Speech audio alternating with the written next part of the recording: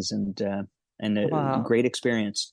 well, honestly, I mean, that's my question to you. So you're working as an actor, as a stuntman, stunt coordinator. You've got lots of different jobs in Hollywood, and you're also moving forward with your directing career. How were you able to do?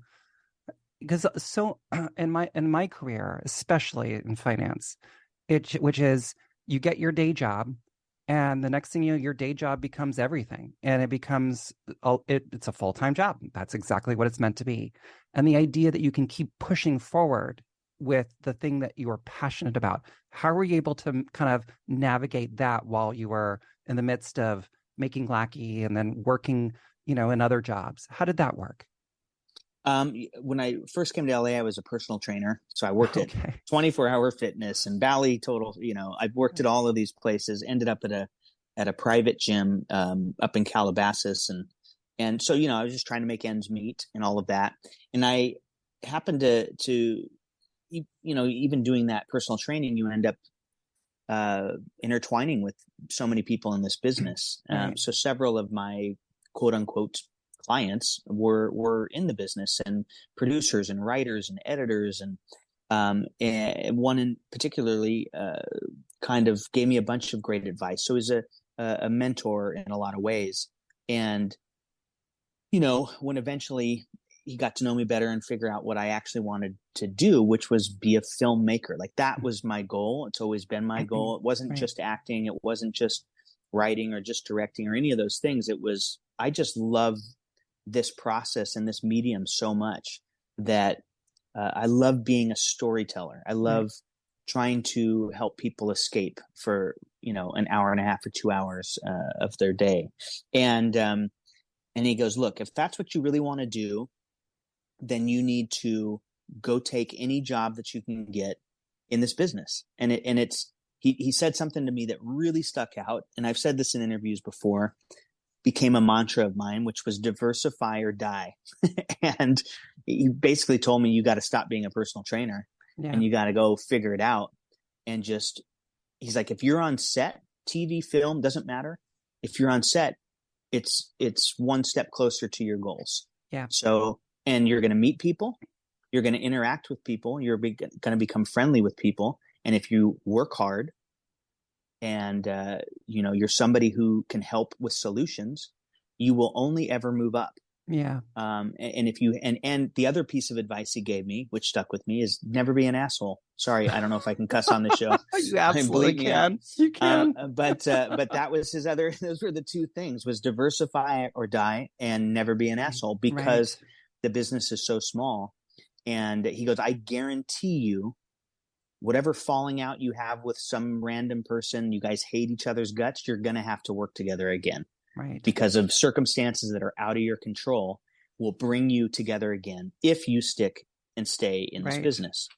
Right. And and those two pieces of advice were really what kind of helped lock me into, and I took it to heart.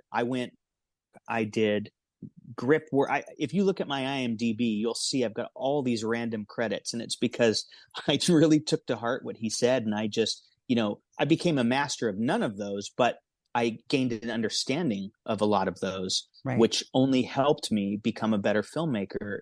At least in my opinion, I can have compassion for what people are going through in the lighting department, in the makeup and hair and all of that. I can understand, and I'm not just blindly going, well, we need to be done in 5 minutes, and, or else, I understand, like, oh, wow, we've got to do a full look change here. That's going to take X amount of time, Yeah. Oh, we want to switch out to tungsten. Okay. I get what's involved there. So, it gave me a really, really, nice understanding. And really my film school was just going to sets in those early days and getting that experience. Even the extras, I would bring a notebook Yeah. while I was doing my extra work, and I would listen to the terms they were saying Right. and write it down. I'm like, what does that mean? And then I would go search it up or whatever. And I treated that. I was like, hey, I'm getting paid to learn how to make films, So which that's how I viewed it. 100%. I mean, I grew up in the restaurant business. My family owned a Mexican restaurant. My mother was a maitre d' at a very famous French restaurant.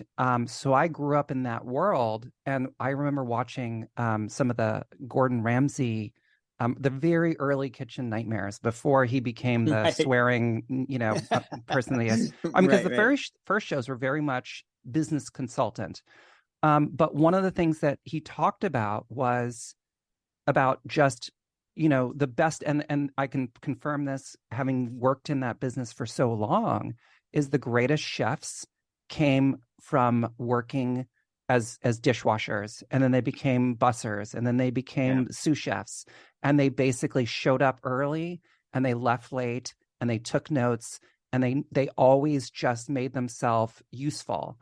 And those are the ones who become the really great, not the ones who went to, I mean, with all due respect to the folks who went to the culinary academies, the reality Right. is what you've done with in your role as a director is the same thing a master chef might have done, which is you just make yourself indispensable. And I'm not a huge fan of Bill Maher anymore, but I will say he did do a bit on this, I want to say last week.